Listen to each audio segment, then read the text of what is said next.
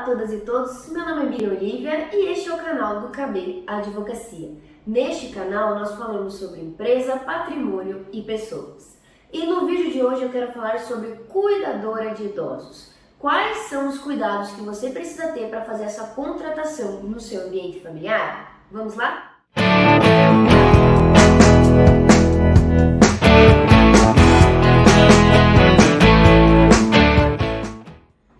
É muito comum no dia de hoje, considerando que a expectativa de vida do brasileiro está aumentando, é a ampliação da profissão de cuidador de idosos. Essa pessoa ela é responsável por fazer os cuidados do idoso nas suas rotinas normais, nas suas rotinas regulares, tá? Mas também ela pode ser então um pouco mais especializada, como no caso das pessoas com formação em enfermagem ou técnico de enfermagem, para fazer ali os cuidados iniciais, tá? Mas essa profissão ela vem então crescendo e cada dia mais as famílias vêm contratando cuidadores de idosos para cuidar do seu pai, do seu avô, daquele ente querido então que já está em idade avançada.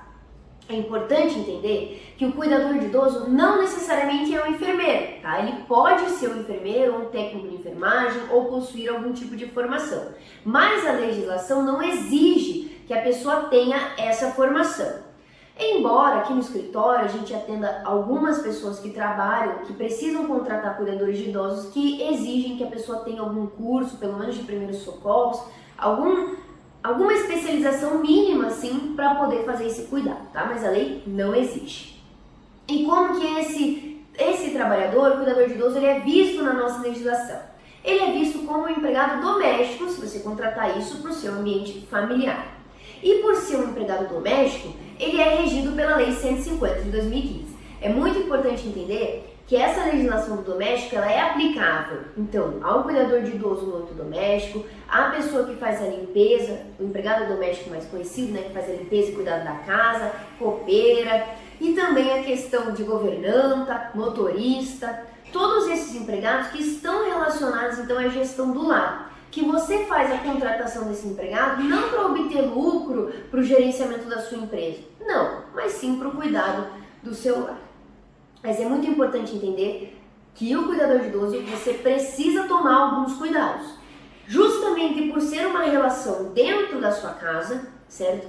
Que não vai ter então como se fosse uma empresa, que normalmente então teria o crachá, teria o uniforme, tem todo um procedimento a ser seguido. Dentro da sua casa você não pode agir como se fosse uma relação familiar. É muito importante tomar alguns cuidados e agir como uma relação de emprego, que é justamente disso que nós estamos falando.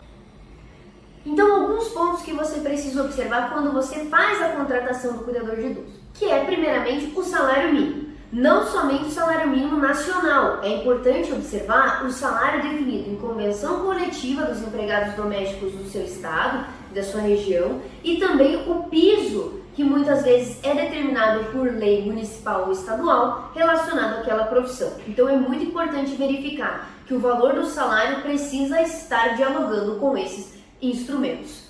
Além disso, é necessário você fazer a formalização desse contrato por meio de um contrato de trabalho, um contrato de emprego especificamente, e fazer essa formalização dentro do E-Social, que é a plataforma que a gente tem do governo para fazer a gestão desse trabalhador. No âmbito do doméstico, principalmente, a plataforma E-Social ela é bem completa, então você vai conseguir ter o cálculo ali de tudo que você vai precisar pagar. E também até alguns documentos, como por exemplo o controle de jornada. E esse é um ponto muito importante. Mesmo que o empregado doméstico trabalhe dentro da sua casa, é muito importante que você estabeleça um controle de jornada, para que você tenha bem definido o horário que ele está começando a trabalhar e o horário que ele está saindo. E também os horários de descanso.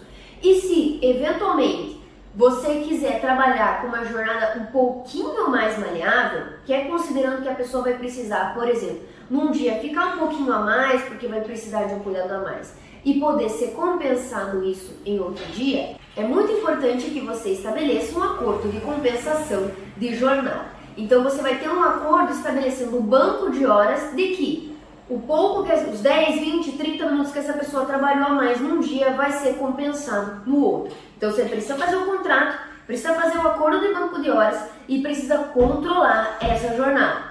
É muito comum, principais erros que são cometidos, não fazer esse controle de jornada e principalmente o intervalo do almoço, tá? Se a pessoa trabalha 8 horas, ela tem direito a 1 hora de almoço, que ela pode, daí você pode combinar que ela vai fazer ali no trabalho ou ela pode sair para fazer o horário de almoço dela. Mas é muito importante que no horário de almoço ela não trabalhe. Então eu sempre falo para os clientes que a gente atende que são empregadores domésticos e contratam um doméstico e um cuidador. O cuidador não trabalha, não serve a comida e não faz a comida durante o intervalo dele, tá? Então é importante que a gente possa ter essa diferenciação. E além disso, outro cuidado muito importante, cuidado com acúmulo de função. Se você contratou alguém para ser o cuidador de uma pessoa idosa, essa pessoa não faz a limpeza da casa. Se você contratou alguém para fazer a limpeza da casa, essa pessoa não faz o serviço de cuidador. Isso acontece também nos casos de babá, tá? Babá não faz limpeza doméstica, tá? É muito importante você fazer essa diferenciação, porque os tribunais, eles vêm decidindo que a pessoa exercendo mais de uma função vai ser considerado um acúmulo de função e vai ter que pagar um valor a mais além disso. Então vejam, mesmo que você esteja contratando um cuidador de idoso para o seu âmbito doméstico, para aquela pessoa que está precisando deste cuidado agora com essa idade avançada, é muito importante que vocês tenham esse cuidado.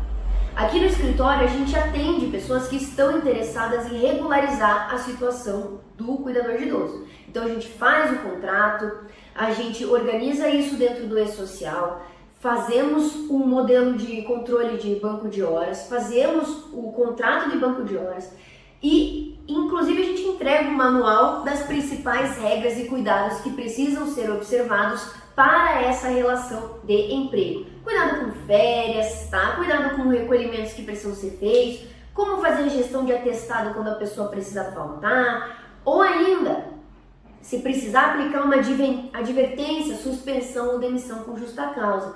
Em que possibilidades você pode aplicar? Vocês querem saber um pouco mais disso? Eu estou pensando em fazer um vídeo só sobre essa questão das penalizações e a gestão então desse trabalhador no ambiente do lar. Se vocês quiserem, deixem ali nos comentários. No vídeo de hoje eu quis colocar esses parâmetros para vocês de cuidados que são necessários. Não dá hoje para ter um cuidador de idoso onde você faz um contrato apenas formal, apenas verbal e não regulariza formalmente essa situação, tá? É muito importante vocês tomarem cuidado com isso, mesmo no seu ambiente e principalmente no seu ambiente do lar, no seu ambiente doméstico. Não dá para você ter essa preocupação com a pessoa idosa e depois se preocupar porque o cuidador entrou com uma ação trabalhista contra você.